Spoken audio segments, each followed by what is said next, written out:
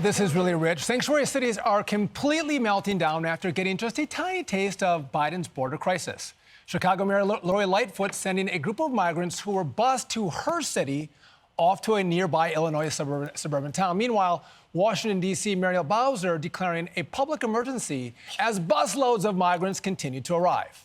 And a D.C. councilwoman who once celebrated her city's sanctuary city status is now complaining about the surge. So it's been said, but it's worth reiterating, that the governors of Texas and Arizona have created this crisis. And the federal government has not stepped up to assist the District of Columbia. And in many ways, the governors of Texas and Arizona have turned us into a border town. So, Greg, set us straight. Is this a crisis created by the governors of Arizona and Texas or somebody else? It's just beautiful. That's what it is. A really obvious point. If the Republicans were running the cities the way the Dems are with this sanctuary hypocrisy, they would be branded cruel and inhumane, right? Because that's what they. If the Republicans were running the cities with the way the crime is, homelessness, drug addiction, they would be deemed cruel and inhumane. But they get it passed by the media on this and in other ways. Sanctuary cities are the worst false advertising. They could brag about their compassion without actually following through.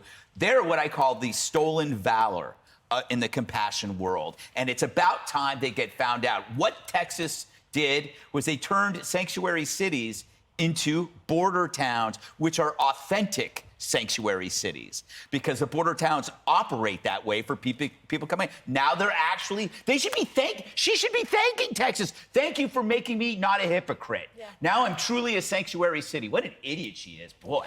And Deanna, here you have this small number of migrants coming into these liberal cities, and they're losing their minds, melting down, where Arizona and Texas are getting absolutely flooded. Yeah, so I would love to ask them, what do you think Governor Abbott and Governor Ducey should do then? Right. What do you think they should do instead? Like, please tell me. And I would love for them to label their application for their state of emergency the sanctuary state of emergency, because that was self-created. And I just cannot believe how irresponsible Lori Lightfoot is in Chicago. So she's getting the migrants. She's mad. I understand she's mad. But instead of trying to figure out a problem or going to D.C. and saying, you got to fix this, Mr. President, though I think she was going to go to D.C., she just bussed him to the next town and didn't tell the mayor, didn't give him a heads up. So it's a really good point, Deanna, because, Jessica, you do have the mayor, Lori Lightfoot, who was complaining about Governor Abbott. She called him a racist, unpatriotic, unchristian for busing migrants to her city. And what does she do? She puts the same migrants in a bus and sends them out of the city to another town, just passes the buck. Well, people do prefer the suburbs. I've heard that. If she actually didn't call the mayor that she was sending them to, that is such an insane political faux pas and so unfair to do. And you guys know where I stand on this. I think that the federal government has to step up. This is certainly part of the crisis that they created. And these sanctuary cities, when you're getting a busload of 75, 100 people, what is the huge freak out? You're talking about a city like Chicago or New York City.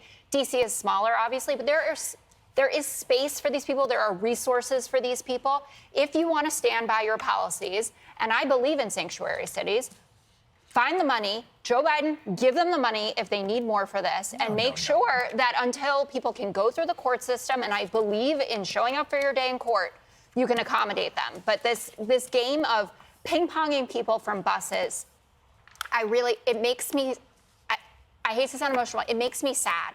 The idea that these people who are coming here for a better life are now being used on both sides, just as, a cable news conversation. Aren't they happy to be in America, whether it's Chicago Nobody or Texas? feels good, I think, about being used in a fight like this. I don't think they don't think they're being used. They think they're getting a free ride to New York City, Washington, or Chicago. These are cities they heard about. They want to come to New York. They want to see the capital. They want to be Americans, right? You need to see Washington, D.C. Now, what really infuriates me about this nonsense, these lying hypocrites, is you send 300 people to Chicago and Lori Lightfoot needs to send them to a Republican town.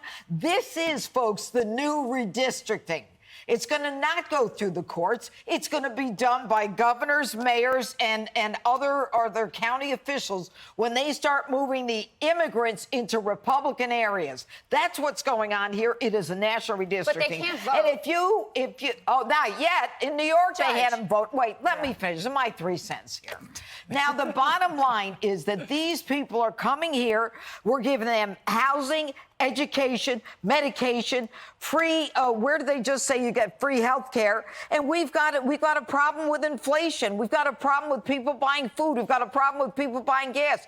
How many millions have to come here? How many towns have to be overrun before we say, okay, that's enough? Judge, it stops when you Democrats understand that these are Venezuelans that are coming in, and Venezuelans actually hate socialism and communism. They go, hey, they're not going to vote Democrat. They might vote Republican. That's when it changes. All right. Hey, Sean Hannity here. Hey, click here to subscribe to Fox News YouTube page and catch our hottest interviews and most compelling analysis. You will not get it anywhere else.